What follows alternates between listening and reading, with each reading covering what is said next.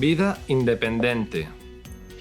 Bueno, unha persoa que decide marchar da casa ou ir a facer a súa vida sen persoas, é o que penso que é.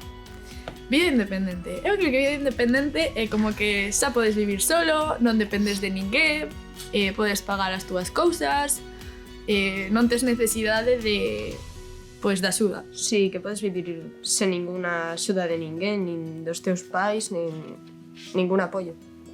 Basicamente é iso, estar como...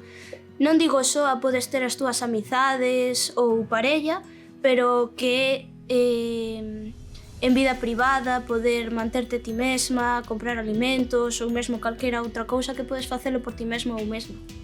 Pois ten que independizarse polo motivo que sexa, vai estudar unha carreira, vai empezar a traballar, polo que sexa, ten que independizarse e entón ten que empezar a valerse por sí mesmo. Sí, vivir a súa vida. Sí. A vida independente, eu penso que está bastante ben. Eu considero-me unha persona bastante independente. Eu penso que está moi ben o tema de buscarse a vida, poder pagarte ti as cousas, vivir ti só, buscar un traballo. Que non queres a nadie que te axude como tal, ver que tipo de soa que te poden dar aunque sea algún consello, pero que tú te vales por ti mesmo. Non depender de ninguén. Imaginade que durante moitos anos estades perseguidas, tendes que agocharvos de todo o mundo ou mesmo tratan de matarvos. Imaginade agora que un cura ou persoal médico teñen a última palabra sobre vos e as vosas vidas, sobre que podedes e que non podedes facer. Gustaríavos? Pois todo isto viviron as persoas con discapacidade ao longo da historia, e ata aí ben pouco.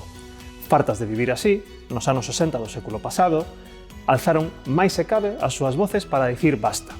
Exixiron que se respetase a súa dignidade como persoas e tamén o seu dereito a decidir. Así, xunto co modelo social de discapacidade, naceu a filosofía de vida independente.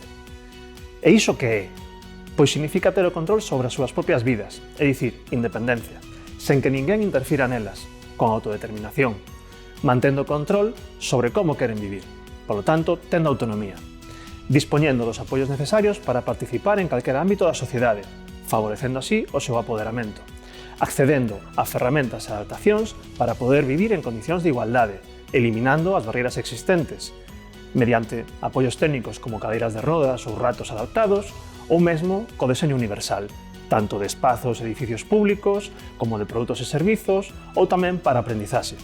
E, sobre todo, accedendo de forma real e efectiva na práctica a servizos específicos como asistencia persoal, independentemente do tipo de discapacidade e polo tempo que precise cada persoa para garantir todo isto.